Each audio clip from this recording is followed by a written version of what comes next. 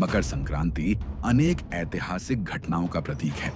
महाभारत काल में एक ऐसे महान योद्धा का इससे गहरा संबंध है जिनके सामने सशस्त्र शत्रु भी नतमस्तक हो जाते थे और जिन्हें मृत्यु पर भी अधिकार प्राप्त था। यही नहीं, और महाभारत युद्ध से वर्षों पूर्व उनकी माता का संबंध भी इस दिन से है। आखिर यह उत्तरायण क्या है और इसका इतना विशेष महत्व क्यों है?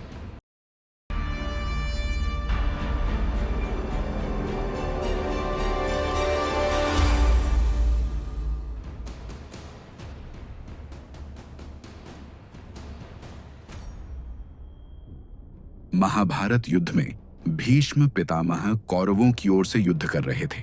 वे इतने पराक्रमी थे कि पांडव भी उनके सामने सीधे युद्ध करने में असमर्थ थे।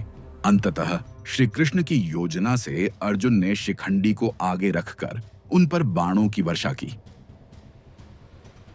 भीष्म पितामह बाणों की शैया पर गिर पड़े, किंतु उन्होंने प्राण त्याग नहीं किया। उस समय दक्षिणायन चल रहा था। भीष्म पितामह ने अपने इच्छा मृत्यु के वरदान का उपयोग करते हुए उत्तरायण की प्रतीक्षा की।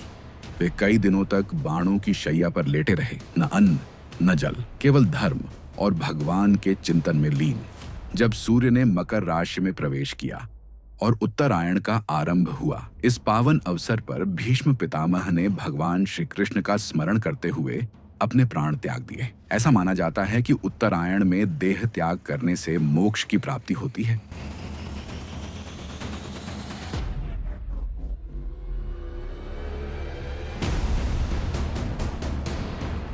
हिंदू धर्म ग्रंथों, विशेषकर भविष्य पुराण और मत्स्य पुराण के अनुसार सूर्य देव का तेज अत्यंत प्रचंड था, जिसे उनकी पत्नी देवी संध्या सहन नहीं कर पाती थी। इससे मुक्ति पाने के लिए संध्या ने अपनी छाया का निर्माण किया और उसे अपने स्थान पर छोड़कर स्वयं तपस्या करने चली गईं। सूर्य देव इस रहस्य से अनभिज्ञ थे। कालांतर में छाया और सूर्य देव से शनिदेव का जन्म हुआ।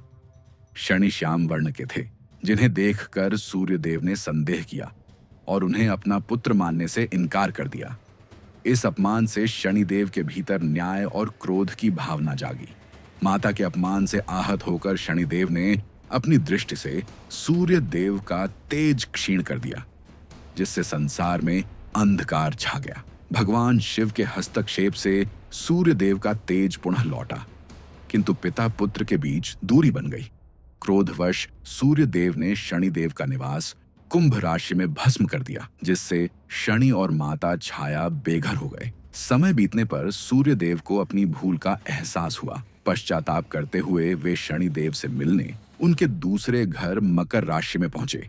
वहां शनिदेव के पास देने के लिए केवल काले तिल थे, जिन्हें उन्होंने श्रद्धा से पिता को अर्पित किया।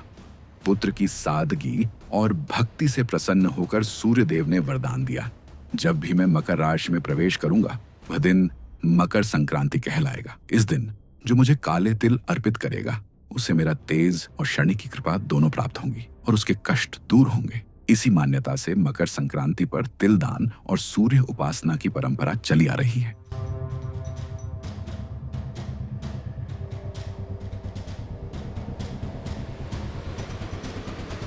सतयुग में इक्ष्वाकु वंश के प्रतापी राजा सगर ने अपने साम्राज्य की महिमा बढ़ाने हेतु अश्वमेध यज्ञ का आयोजन किया। यज्ञ का घोड़ा छोड़ते ही इंद्र को भय हुआ कि कहीं सगर उनका सिंहासन न छीन ले। छल पूर्वक इंद्र ने घोड़े को चुराकर पाताल लोक में कपिल मुनि के आश्रम के पास बांध दिया।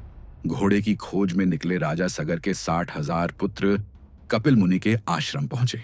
घोड़े को वहां देखकर उन्होंने ध्यान मग्न मुनि का अपमान किया। जैसे ही कपिल मुनि ने नेत्र खोले, उनके तेज से सभी पुत्र भस्म हो गए। बिना अंतिम संस्कार के उनकी आत्माएं मोक्ष से वंचित रह गईं। पीढ़ियों बाद सगर वंश के राजा भगीरथ ने अपने पूर्वजों को मुक्ति दिलाने का संकल्प लिया। उन्होंने कठोर तपस्या कर मां गंगा को स्वर्ग से पृथ्वी पर लाने का वरदान पाया। गंगा के प्रचंड वेग को संभालने के लिए भगवान शिव ने उन्हें अपनी जटाओं में धारण कर धीरे धीरे धरती पर प्रवाहित किया। भगीरथ के पीछे पीछे बहती गंगा कपिल मुनि के आश्रम तक पहुंची। शास्त्रों के अनुसार वह दिन मकर संक्रांति का था। गंगा जल के स्पर्श से सगर के सभी पुत्रों को मोक्ष प्राप्त हुआ और गंगा आगे चलकर गंगा सागर में विलीन हो गई।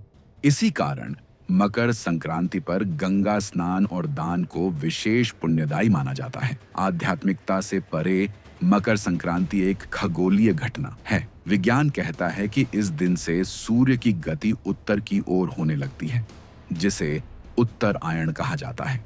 ये त्योहार अलग अलग प्रांतों में अलग नामों से जाना व मनाया जाता है, जैसे पोंगल तमिलनाडु, उत्तरायण गुजरात, माघ बिहू बिहार, संक्रांति पश्चिम बंगाल, लोहरी पंजाब, खिचड़ी उत्तर प्रदेश।